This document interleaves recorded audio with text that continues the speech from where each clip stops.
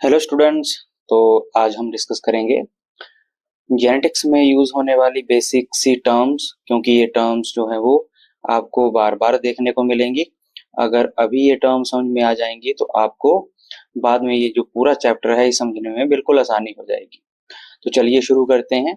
सबसे पहले है हमारे पास टर्म जीन।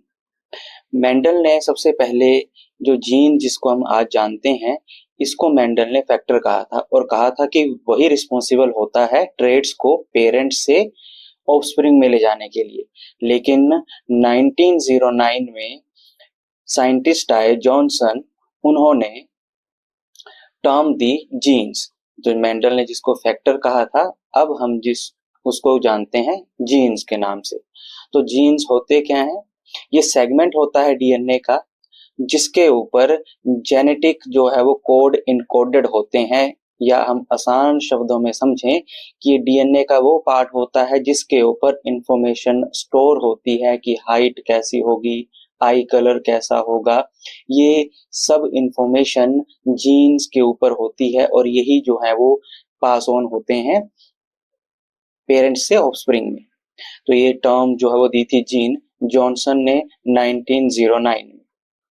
अगर हम बात कर लेते हैं जीन की, तो ये हेरिडिटरी का स्मॉलेस्ट यूनिट इसको माना जाता है। लेकिन बेंजर ने जो है वो बताया कि जो जीन है उसके खुद 3 पार्ट्स हैं। सबसे पहला है रिकॉन, म्यूटॉन, सिस्ट्रॉन। रिकॉन एक ऐसा सेगमेंट होता है, ऐसा पार्ट होता है डीएनए का जो रिकम्बिनेशन का फंक्शन परफॉर्म करता है, यानी क्रॉसिंग ओवर में पार्टिसिपेट करता है। म्यूटॉन की बात कर लेते हैं, तो ये वो पार्ट होता है डीएनए का जिसमें म्यूटेशन हो सकती है या म्यूटेशन होती है।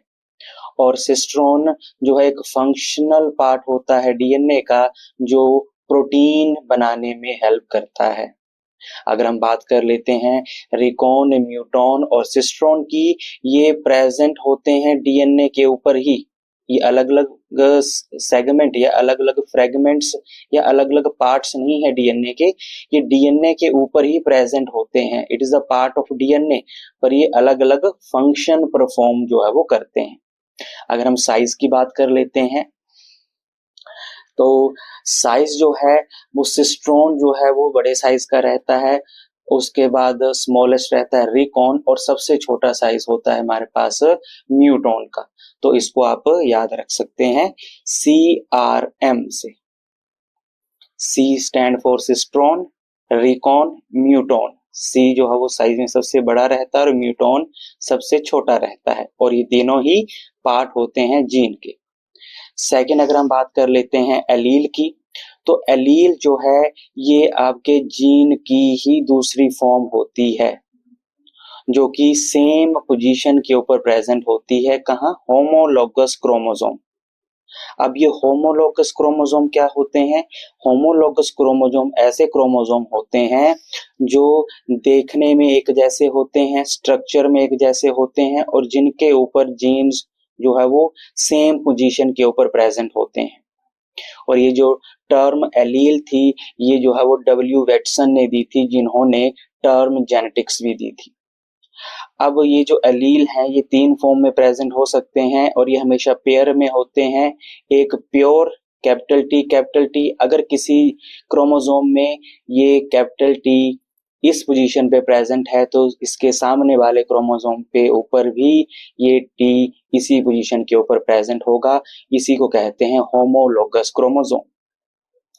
दूसरा आता है कैपिटल टी, स्मॉल टी और स्मॉल टी। ये जो कैपिटल टी और स्मॉल टी है ये हाइब्रिड हैं, हेटेरोजाइगस हैं, अलग अलग एलील्स हैं ये, और ये भी प्योर होमोजाइगस है। अगर हम बात कर लेते हैं नेक्स्ट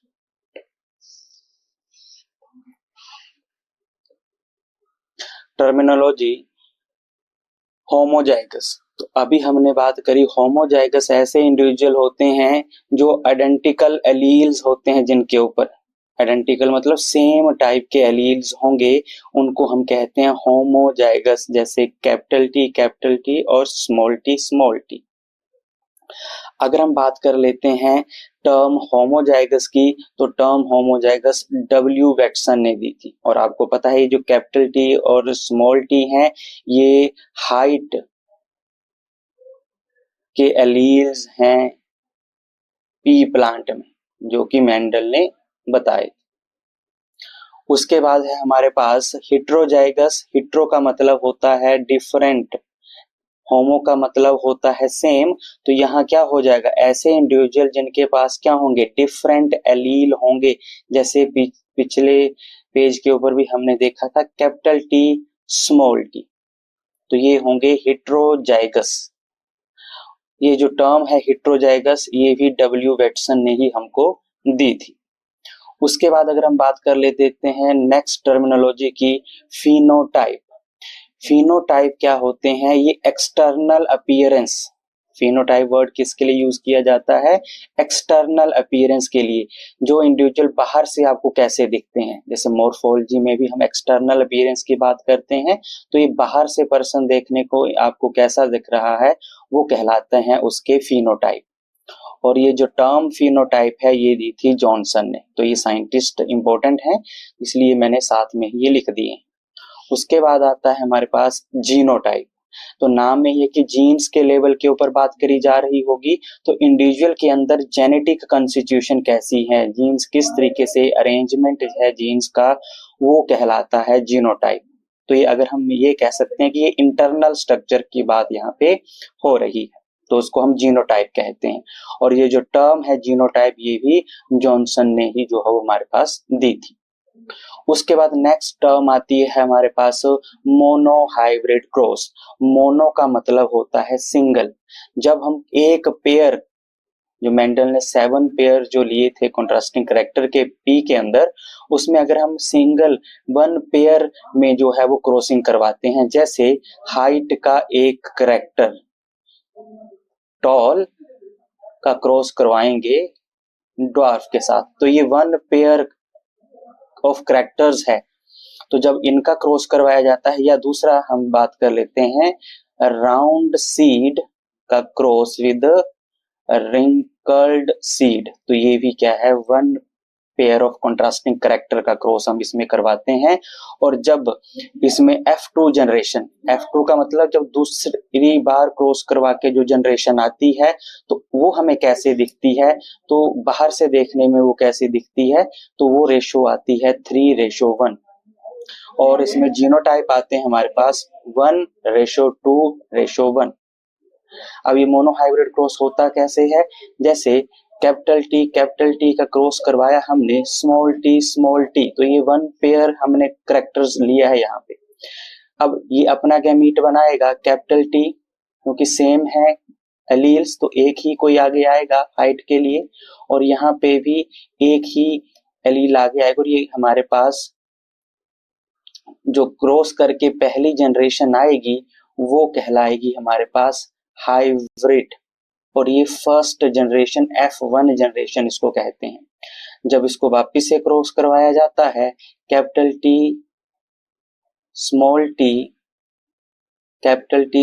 टी के साथ, तो जब दूसरी बार जनरेशन जो हमारे पास आती है वो है हमारे पास capital T small T, capital T small T, capital T capital T, capital T small T, capital T small T और स्मॉल टी।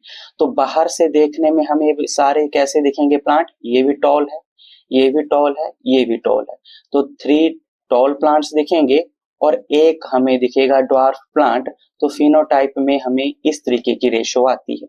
अगर जेनेटिक लेवल पे बात करें तो जीन्स कैसे दिख रहे हैं, कैपिटल टी प्योर वाले 1 हैं, capital T small T hybrid वाले 2 हैं, और स्मॉल टी प्योर ड्वार्फ वाले 1 हैं। तो जेनेटिक लेवल के ऊपर इस तरीके की रेशो हमें देखने को मिलती है। उसी तरीके से अगर हम बात करते हैं डाई हाइब्रिड क्रॉस की, तो नाम से ही क्लियर हो रहा है, डाई मतलब 2। इसमें हम 2 पेयर जो हैं कॉन्ट्रास्टिंग कैरेक्टर के क्रॉस करवाएंगे, जैसे राउंड टॉल और आपका रिंकल्ड ड्वार्फ। और जब इनको क्रॉस करवाया जाता है तो जब इनकी F2 जनरेशन आती है तो वो देखने में कैसी होती है, उनकी रेशो है 9:3:3:1। तो ये फिनोटिपिक रेशो पे क्वेश्चन जरूर आते हैं कि डाई हाइब्रिड क्रॉस क्या होता है, तो उसमें 2 पेयर का क्रॉस करवाते हैं और मोनो हाइब्रिड में सिंगल पेयर का क्रॉस करवाते हैं। और इनकी फिनोटिपिक रेशियो पे क्वेश्चन जरूर आता है कि डाई हाइब्रिड क्रॉस की फिनोटिपिक रेशियो क्या होती है, 9:3:3:1 और मोनो हाइब्रिड की 3:1। Thank you.